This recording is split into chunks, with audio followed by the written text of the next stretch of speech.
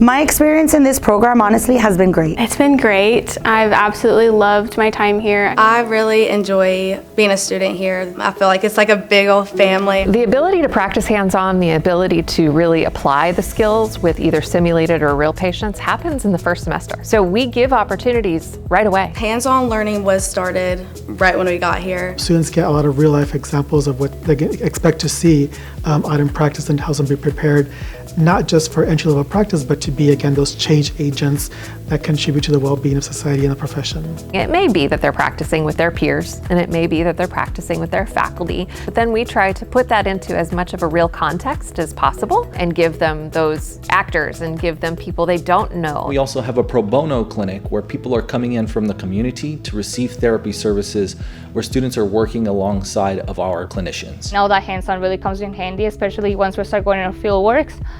We see those things and we're like, hey, we did that in class. So that helped a lot. They're allowed to make mistakes in a safe and controlled environment with faculty providing immediate reinforcement and feedback. We have an inpatient simulation lab. We've got individual treatment rooms that are available that look just like you would see in a clinic.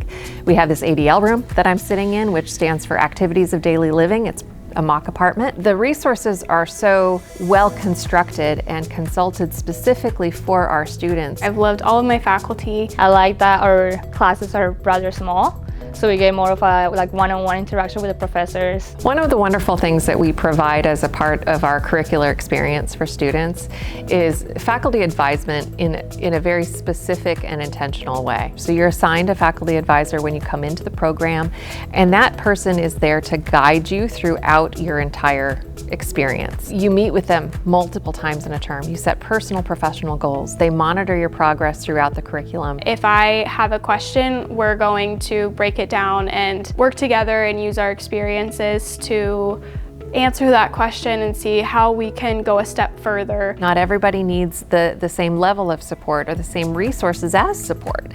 And so what the faculty coaching and faculty guided mentorship approach allows is for individualized, customized support services for each of our students. After they complete the didactic portion of the program with us, they go on to clinical level 2s.